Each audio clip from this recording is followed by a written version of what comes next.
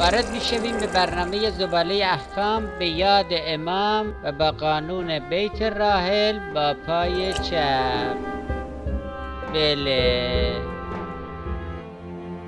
بسم شیطان لعین. سلام عرض میکنیم خدمت شما خوبان بینندگان برنامه زباله احکام. در روزهای گذشته یک سری از احکام اختلاس رو گفتیم.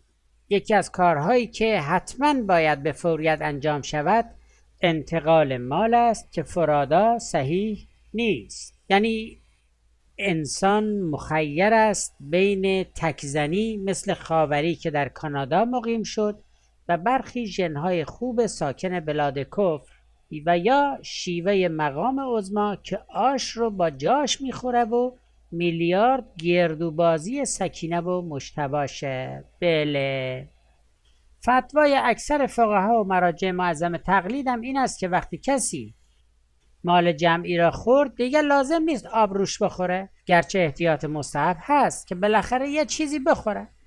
این اجمالاً چند مسئله در باب اختلاس. برنامه آینده به خواست خداوند چند مسئله دیگه هم عرض خواهیم کرد. بریم سراغ سوالهای شما. اولین سوالی که بله نوشتن اگر کسی دزدی زیاد دارد و خمس و زکات مالش را نمیدهد و کمی از محصولش را برای عظما می آورد به عنوان تعارف، آیا خوردن آن چیزی که برای ما آورده است اشکال دارد؟ نه، اشکالی ندارد. سریع از این دست میگیری و از او دست رد میکنی اون بره آب. بله، چون با این اوضاع قمر در عقرب نظام امروزمون به فردا کارش با خداست و احوط بر احتیاط و رد مال بله به بانکای سوئیسه.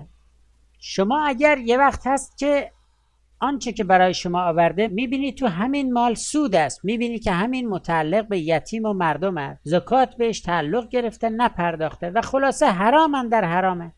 این رو بسیاری از فقها میفرمایند بله ما میتونیم تصرف کنیم، باید به سرعت هم تصرف کنید، باید خودتون به عهده بگیرید که خمس و زکاتش رو بپردازید، البته به بیت ولایت. بله، این رو البته ما از دفتر مقام عظما هم سوال کردیم که گلپاک گفت ایشون الان با کاوشگر ناسا در عالم ناسود دارن سیر میکنن، ولی در بین دو بست میفرمایند استفاده کردنش اشکالی نداره، حرام نیست، ولی حالا بازم احتیاط کنید، خودتون به هر حال حساب کنید، خمسش و زکاتش رو بپردازید، خوبه اما واجب نیست و لذتی که در حرام خوری و تکزنی هست در دود منقل هم نیست و میتونید از مجتبی البته سوال کنید.